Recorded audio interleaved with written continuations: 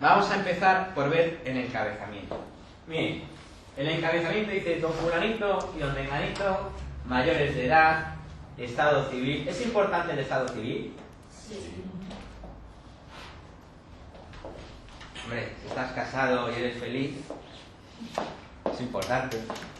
¿Por qué es importante para firmar este contrato del estado civil? Pues si tienen el sistema gananciales o... ¿Qué pasa? ¿Que si están casados en gananciales me tienen que firmar los dos? Si han comprado los dos, sí. ¿Esto qué es? Un contrato de encargo de venta. Es un contrato en virtud del cual a mí, el propietario, me contrata unos servicios. ¿De acuerdo? Entonces, si tú me dices que como están casados en gananciales me tienen que firmar los dos por contratarme unos servicios, yo te pregunto, ¿y si un matrimonio que está casado en régimen de gananciales para contratar, por ejemplo, la línea de teléfono, tienen que firmar los dos? No, no está vendiendo un piso. No nos está dando poder para vender un piso. No nos está dando mandato para poder vender un piso. Nos está contratando simplemente un servicio. Esto es muy importante que lo tengan ustedes claro, porque nosotros como intermediarios no vendemos. Vende el propietario. Nosotros mediamos. Nosotros prestamos servicios tendentes a encontrar un comprador que compre el inmueble que va a vender el propietario vendido. Pero a mí no me están dando autorización para yo poder vender directamente. Por eso, el estado civil es importante, pero si solo lo firmase uno de los cónyuges, este contrato sería perfectamente válido. Mientras que un contrato de compraventa o un poder firmado por uno solo de los cónyuges que esté casado en gananciales para vender la casa o para dar poder para poder vender la casa, sí sería nulo, pero este contrato sería válido. Pero a mí, el hecho de que ahí figure ya el estado civil, lo que me está dando es una información muy importante. Y es que cuando llegue el momento de vender, ya sé que van a tener que estar los dos, si están casados, por ejemplo, en régimen de gananciales. En todo caso, y para no liarles más de la cuenta, si ahí detectamos que está casado a la persona que nos está haciendo el encargo de venta y está casado en régimen de gananciales, aunque yo sepa que el encargo es válido legalmente, ¿qué es lo recomendable? Que me lo firmen los dos, para que luego no tengan ningún tipo de problema. ¿Queda esa idea clara? Bien, seguimos. Ponemos el estado civil, el número de DNI, dice con domicilio en tal lugar, ponemos el domicilio real, el domicilio donde vivan, que podrá o no podrá coincidir con la dirección del inmueble cuya venta nos han dado a gestionar.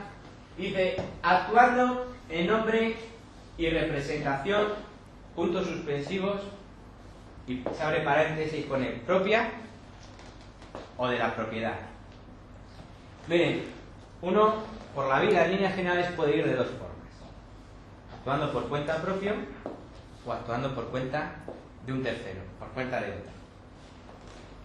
Cuando uno actúa por cuenta propia, pues no tiene ningún problema, ¿no? Yo firmo, me vincula a mí, yo hago, los efectos, los derechos y las obligaciones se generan para conmigo, sin ningún tipo de problema. La cuestión viene cuando uno dice que actúa por cuenta de otro. Entonces, ¿qué sucede? Que nosotros como profesionales, cuando venga alguien diciendo que actúa por cuenta de otro, ¿nos lo creemos simplemente o tendremos que hacer alguna labor tendente a verificar que eso es así? Tendremos que hacer algo tendente a verificar. Hay tres formas, en líneas generales, en virtud de las cuales uno puede decir que actúa por cuenta de otro.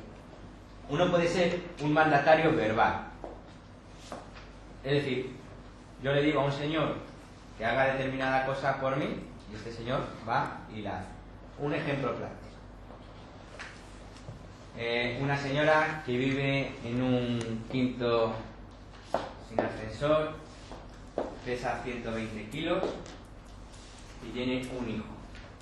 El hijo ya no puede hacerse cargo de la señora y la señora quiere una residencia geriátrica y quiere vender el inmueble. Coge la señora y dice al hijo: oye, vete a la inmobiliaria de abajo y que empiecen a gestionarme para vender el inmueble. Llega el hijo a la inmobiliaria de abajo y le dice a la inmobiliaria, oye, que mi madre quiere vender el inmueble, ¿qué te tengo que firmar? ¿Eso sería válido? Sí, en principio. Eso, en principio, sería válido. Sería un mandatario verbal. Ahora, para que vinculase a la madre ese contrato, sería necesario que la madre lo acabase ratificando.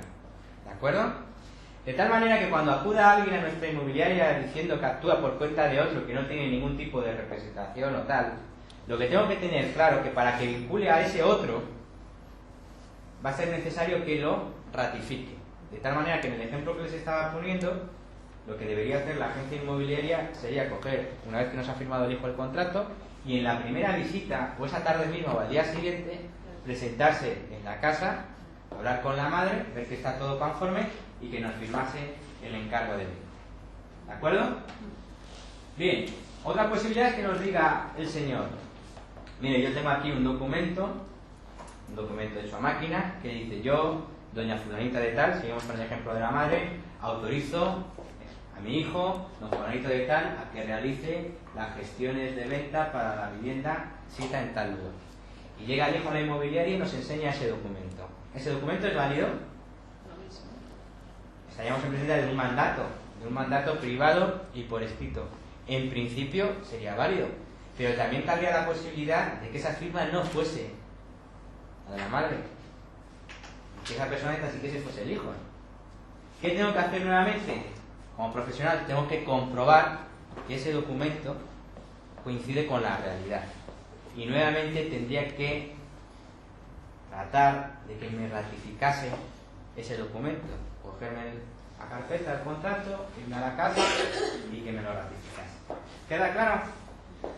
Y tercera posibilidad que cabe, que llegue un señor, en el mismo ejemplo, la señora esta, pues como ya llevaba mucho tiempo enferma, pues mientras podía andar un poquito, le hizo un poder notarial al hijo, para que pudiese representarla y de hacer cualquier tipo de actuación concerniente a la vivienda. Y se presenta al hijo con el poder notarial en nuestra inmobiliaria. ¿Eso os vale? Sí. ¿Voy a necesitar que me lo ratifique la madre? No. En principio no. Pero, ¿y si ese poder está extinguido? ¿O si ese poder está revocado? ¿Y si la madre ha fallecido? ¿Y si la madre se ha cabreado con el hijo y le ha dicho, tú eres un mal hijo? Que quite todos los poderes fuera de aquí. Que el hijo tiene un ejemplar todavía y se dedica a ir a inmobiliarias a coger señales porque se quiere ir a Brasil a pasar una temporada buena. ¿Qué hago? ¿Eh? ¿Ir al notario? Sí, el notario... ¿Usted quién es? ¿Cómo quiere yo que le dé aquí datos confidenciales? Existe un registro aquí en Madrid, pero lo que hay que decir, para poderes civiles no existe un registro como el registro mercantil. Esto para las empresas es muy sencillo, porque uno va al registro mercantil y ve las facultades de los apoderados, si pueden vender, si no pueden vender, que es lo que pueden hacer, en definitiva. Pero sin embargo en registros civiles no.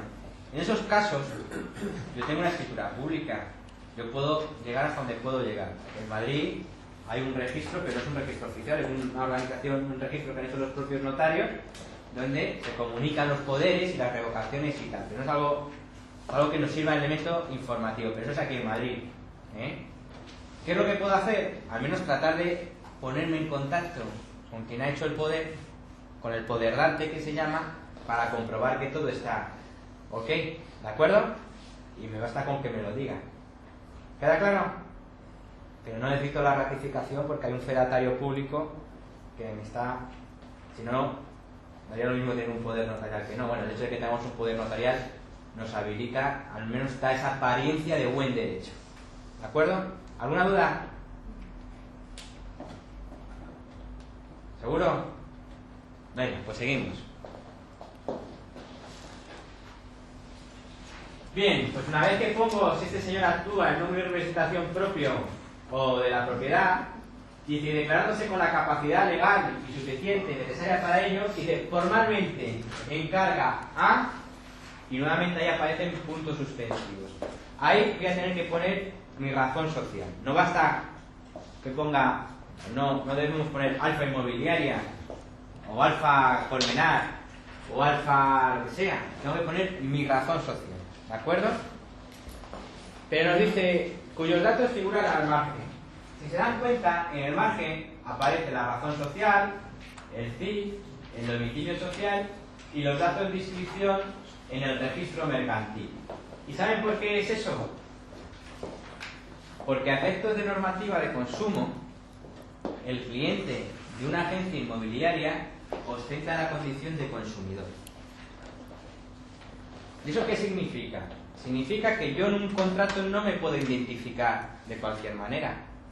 La ley me exige a que cuando yo me identifique le proporcione determinados datos al cliente. Y esos datos son precisamente la razón social, el CIF, el domicilio social y los datos de inscripción en el registro mercantil si soy una sociedad mercantil. Si no es una sociedad mercantil no le puedo dar esos datos. ¿De acuerdo? ¿Queda claro? Esto lo habrán visto en muchos contratos, ¿verdad? En los laterales que pongan esa... Bueno, nosotros estamos obligados exactamente igual. Bien, seguimos. De cuyos datos figuran al margen, le encarga la venta del inmueble sito y ahí pondríamos la ubicación física del inmueble. Inmueble sito en la calle Olmos, número 68 del municipio de Aranjuez, en Madrid, el código postal que corresponde. Pero en el contrato nosotros vamos a identificar el inmueble en base a 3 criterios: la ubicación física, la referencia catastral y los datos de inscripción en el registro de la propiedad. Por eso dice, del inmueble sito en tal lugar, con referencia catastral, ahí tendríamos que poner la referencia catastral. La referencia catastral saben que viene a ser como el DNI de las fincas, de los inmuebles. Cada inmueble que hay en España tiene una referencia catastral, que es un código, en este caso alfanumérico, de 20 elementos, y es el que habría que consignar ahí, ¿de acuerdo? Y además tendríamos que poner que el inmueble se encuentra inscrito en el registro de la propiedad que corresponda al tomo, libro, folio, inscripción y hoja. De tal manera que el inmueble quedaría perfectamente delimitado.